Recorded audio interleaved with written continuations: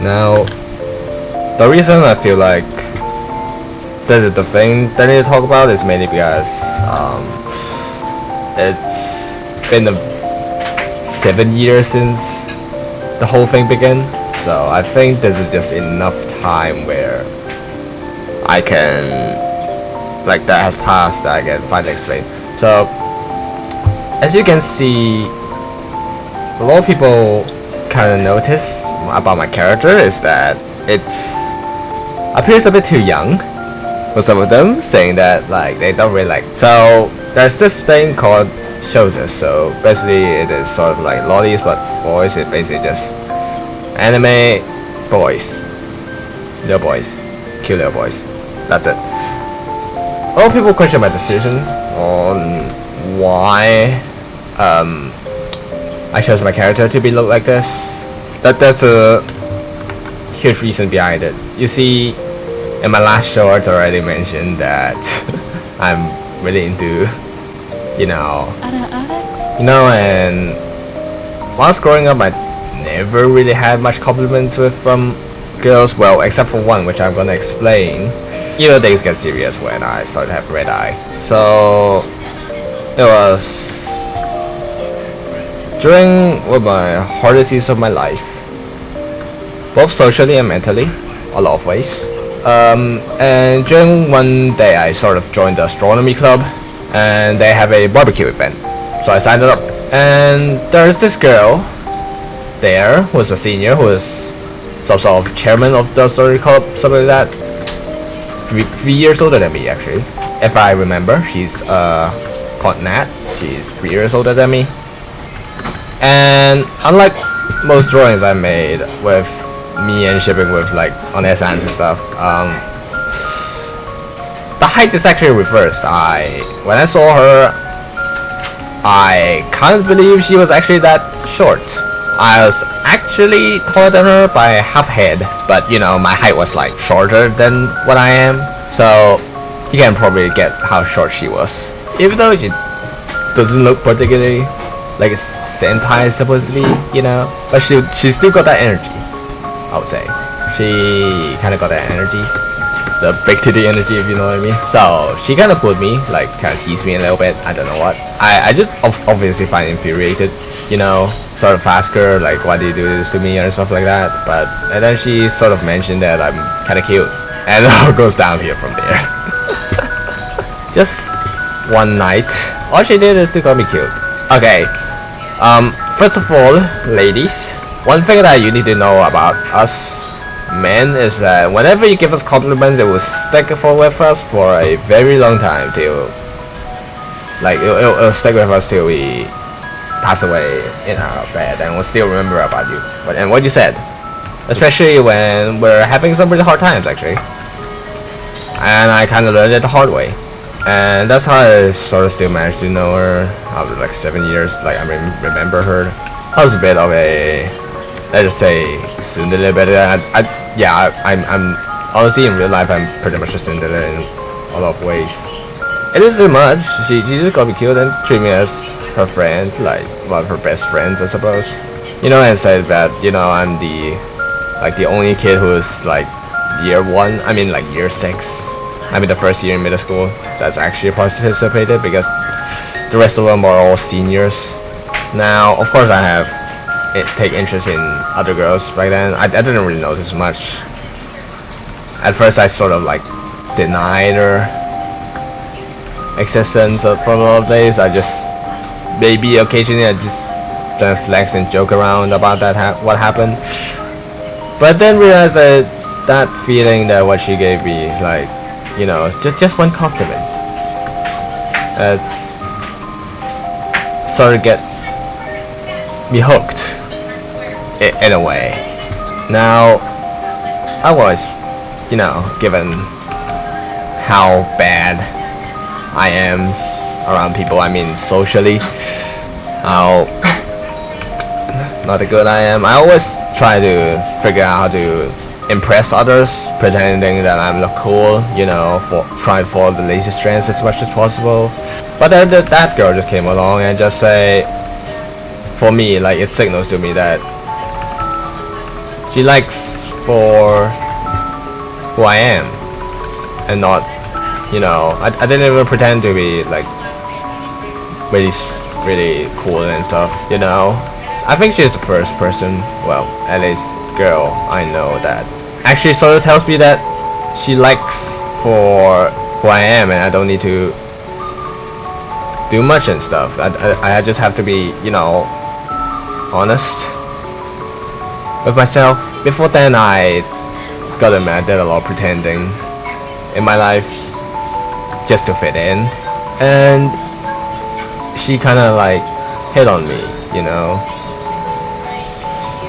Over the next year or two, I occasionally do find her in her classroom, I suppose, when I get a chance. I think I took a picture of me and her during a sports day, but then eventually things hasn't gone that well for me mentally, as people started to throw rumors at me more and more, throw shit at me more and more, and I started to have my own problems as well, including some academic ones, like I need to like get my grades up.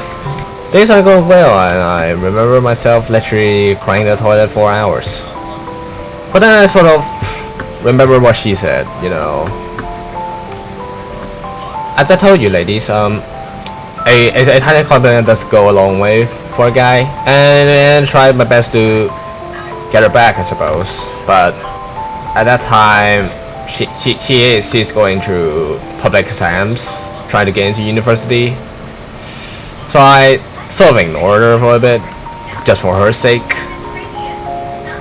And when things started to get better, I sort of like called her up every now and then, you know, message her. And yeah, she went to the university. Good for her, I suppose. Into law school. But I think the last time I called her, she actually got a boyfriend. Well, to be fair, at the middle, I sort of like flirted with her. I called her my older sister for a bit, and that's how probably the only person that actually might have feelings for me has just gone away like that, just like that. And I think my last time her is when I have to leave my hometown for the UK. I called her help, I suppose, sort of like told her farewell, you know. She wished me good luck. I know it could be worse, but man, it still hurts like a lot. I think when it's on that day when I talked with her, she told me about her life. I'm not so sure because it's been a long time actually. I think it's like 4 years ago. She told about her life, you know. You just basically, a lot of people just come and go in your life, you know. Some come, some stay, some go, and you know, all you have to do is to remember the ones that made you feel happy. I think that says a lot actually. Of course I try to like move on from the situation. Of course we're probably won't gonna like get together again, you know. I'm quite realistic. I try to not do such things because I don't feel like these things kind of distract me from the real things in the world. There are like so much more that I want to look at in the world, I mean. But man, it's just took so long to forget. Now, and that's what sort of led me into the, you know, the Dolby Mummy stuff. She sort of made me realize I'm a fucking bottom. Okay, now I think in this part I should make some conclusions. I just talked about the whole story. The rest I'll probably talk about the effects it had in my life. First of all, I started to realize that I could just sort of be myself. You know, there's no need to faking it. It just maybe hurt you even more in the long run. Yeah, maybe try and impress you can, you know, put sort of makeup, make you look present, you know. more presentable way, I suppose. But you know, faking the whole thing seems trying too much to be even more presentable to others is not a very good idea. And if they're still like into you after that, they are probably here there just because of who they think you are and not what you actually are. So from that on, I try to be myself, I suppose. Of course, when I first left the UK, I of course did miss her, wishing everything got gone better for me. Like maybe I should take a chance, you know, make the first move, something like that. That's why I initially miss her as, you know, maybe as a lover or some sorts. But later I miss her as more like, hey, thanks for everything kind of person. You know, I don't think we're gonna be together, but you know, I would love to talk to her about the fact that things are doing better and give updates on my life in general. I think the last message I just like DM'd her in Instagram is that the fact that I just told her, hey, I'm going to uni now, and all she did is to like the message, so which isn't much. But I think she knows that I've already confessed to her a couple of times. She always laughed it off, but I think at the like my last phone call with her, she sort of realized, you know, my feelings were legit. And I think she sort of knows that it's just at this point it's best for me to leave me alone. To be fair, she did call me once because I was just start drawing things a bit suggestive, and she sort of freaked out. And yeah, I kid you not, her boyfriend called me.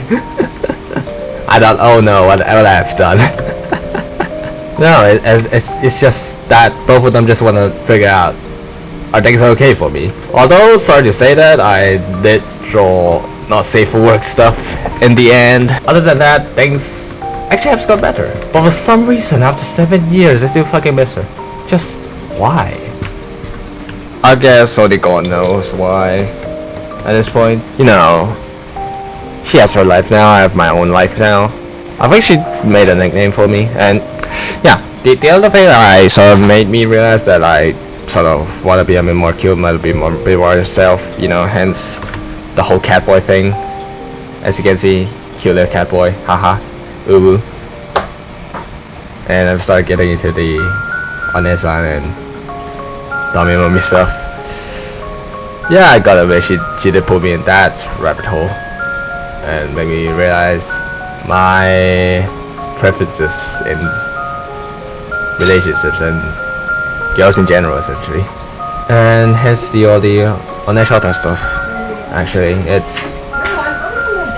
And also the other thing about the reason why I chose this form of character is because I also feel like I've missed a lot of good things while I was growing up, especially love, relationships, getting to know people, going on parties. I tried myself. I just recently went to an orientation camp, a university orientation camp, and I realized that I'm allergic to fun. Yeah, maybe because I'm autistic, but you know, that could be one factor. And also, ever since then, surprisingly, for the first long period in my life, I actually not have any crushes since then. She's like my last crush, major crush at least. I don't know, or maybe she just set the bar so high that I just can't get satisfied by other people. Who knows? I just never felt the same. But she gave me a taste of love, and I just wanna, I just want more of it. That's the kind of girls I want, you know? Just be by her side, just to tell you that, you know, you don't need to fake pretend, you don't need to, you know, pretend you're cool and stuff, and she just tell you, you're fine by me, you know? That's all I need. My requests are simple, just a girl to accept who I am. And unfortunately, in today's world, that's already a tall order. That's quite sad, isn't it? Just that. Just to accept who I am. And that's already too much to ask. I miss you, Nat, sometimes. I mean, all the time. And also, there's a saying, well, from the online forums, in my language, is that, you know, there are certain boys that always, like, or attracted to multiple girls at once, and people call them like similar names to fuckboy or something like that. They say sometimes a fuckboy, you know, one of those just fucking around with other girls. Maybe they're maybe only into one girl, and then all of a sudden his heart broke, and then different pieces of his heart just, you know, went to the different girls. And I feel like something like that has happened with me, but instead of girls, it's anime waifus, which is arguably even worse. Yeah, thanks. And I guess the last thing I want to say to her is that thank you and fuck you, I suppose. She's probably not watching this, so I can just talk whatever I want. Yeah, I defab to you.